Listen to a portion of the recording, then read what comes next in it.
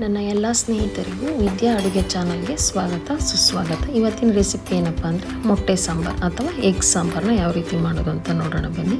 ಮೊದಲಿಗೆ ಒಂದು ಪ್ಯಾನ್ಗೆ 2ರಿಂದ 3 ಸ್ಪೂನ್ ಎಣ್ಣೆನ ಹಾಕ್ಕೊಂಡು ಬಿಸಿಯಾದ ನಂತರ ಅರ್ಧ ಈರುಳ್ಳಿ, 4 ಎಸಳು ಬೆಳ್ಳುಳ್ಳಿ, 4 ಎಸಳು ಶುಂಠಿ, 3 ಹಸಿಮೆಣಸಿನಕಾಯಿ, 2 ಬ್ಯಾಡಗಿ ಮೆಣಸಿನಕಾಯಿನ ಹಾಕ್ಕೊಂಡು ಫ್ರೈ ಮಾಡ್ಕೊಳ್ಳೋಣ.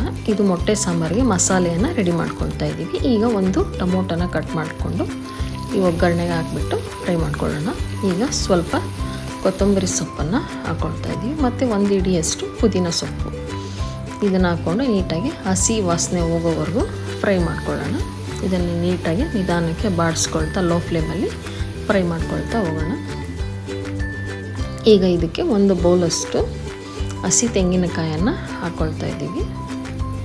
ಈ ಹಸಿ ತೆಂಗಿನಕಾಯಿನ ಹಾಕ್ಕೊಂಡು ನೀಟಾಗಿ ಫ್ರೈ ಮಾಡ್ಕೊಳ್ಳೋಣ.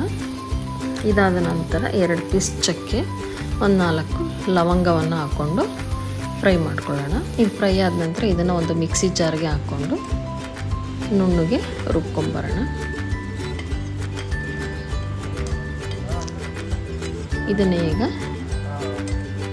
ಈ ಮಸಾಲೆನ ಈಗ ನುಣ್ಣಗೆ ರುಬ್ಕೊಳ್ಳೋಣ. ಮೊಟ್ಟೆ ಸಾಂಬಾರಿಗೆ ಮಸಾಲೆ ರುಬ್ಬಿದ್ದಾಯಿತು, ನೋಡಿದ್ರಲ್ಲ ಈ ರೀತಿ ರೆಡಿಯಾಗಿದೆ. ಈಗ ಮೊಟ್ಟೆಯನ್ನು ಬೇಯಿಸ್ಕೊಳ್ತಾ ಇದ್ದೀವಿ.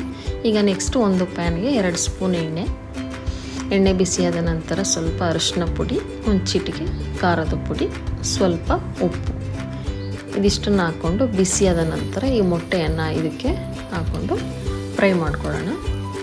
ಈ ರೀತಿ ಮೊಟ್ಟೆಯನ್ನು ಫ್ರೈ ಮಾಡ್ಕೊಳ್ಳೋದ್ರಿಂದ ಉಪ್ಪು ಖಾರ ಎಲ್ಲ ಚೆನ್ನಾಗಿ ಹಿಡಿಯುತ್ತೆ, ಮೊಟ್ಟೆಗೆ ತುಂಬ ಟೇಸ್ಟಿಯಾಗೂ ಇರುತ್ತೆ. ಈಗ ನೆಕ್ಸ್ಟು ಒಂದು ಕುಕ್ಕರ್ಗೆ 2 ಸ್ಪೂನ್ ಎಣ್ಣೆ ಬಿಸಿಯಾದ ನಂತರ ಕರಿಬೇವಿನ ಸೊಪ್ಪು, ಹಸಿಮೆಣಸಿನಕಾಯಿ, ಈರುಳ್ಳಿನ ಹಾಕ್ಕೊಂಡ್ಬಿಟ್ಟು ಫ್ರೈ ಮಾಡ್ಕೊಳ್ಳೋಣ.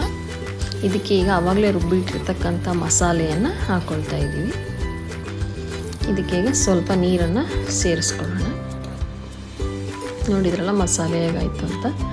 ಈಗ ಅರ್ಧ ಸ್ಪೂನ್ ಅರಿಶಿನ ಪುಡಿ, ಅರ್ಧ ಸ್ಪೂನ್ ಖಾರದ ಪುಡಿ, ರುಚಿಗೆ ತಕ್ಕಷ್ಟು ಉಪ್ಪನ್ನು ಹಾಕ್ಕೊಂಡು ನೀಟಾಗಿ ಮಿಕ್ಸ್ ಮಾಡ್ಕೊಳ್ತಾ ಇದ್ದೀವಿ. ಈಗ ಸಾಂಬಾರು ಕುದಿ ಬರ್ತಾ ಇದೆ. ಈಗ ಇದಕ್ಕೆ ಫ್ರೈ ಮಾಡಿಟ್ಟಿರ್ತಕ್ಕಂಥ ಮೊಟ್ಟೆಯನ್ನು ಇದಕ್ಕೆ ಇವಾಗ ಸೇರಿಸ್ಕೊಳ್ತಾ ಹೋಗೋಣ.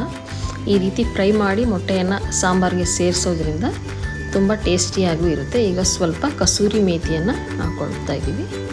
ಈಗ ಎಗ್ ಸಾಂಬಾರು ಅಥವಾ ಮೊಟ್ಟೆ ಸಾಂಬಾರು ರೆಡಿ ಆಯಿತು. ಇದನ್ನು ಮುದ್ದೆ ಜೊತೆ ಆಗಲಿ ಅನ್ನದ ಜೊತೆ ಆಗಲಿ ತುಂಬ ಚೆನ್ನಾಗಿರುತ್ತೆ. ನೀವು ಒಂದ್ಸಲ ಟ್ರೈ ಮಾಡಿ ನೋಡಿ. ಈ ರೆಸಿಪಿ ಇಷ್ಟ ಆಗಿದರೆ ಪ್ಲೀಸ್ ಒಂದು ಲೈಕ್ ಮಾಡಿ, ಶೇರ್ ಮಾಡಿ, ಕಮೆಂಟ್ ಮಾಡಿ. ಮತ್ತು ಹೊಸದಾಗಿ ನಮ್ಮ ಚಾನಲ್ನ ನೋಡ್ತಾ ಇದ್ದರೆ ಸಬ್ಸ್ಕ್ರೈಬ್ ಮಾಡಿಕೊಂಡು ನೋಡಿ. Thank you.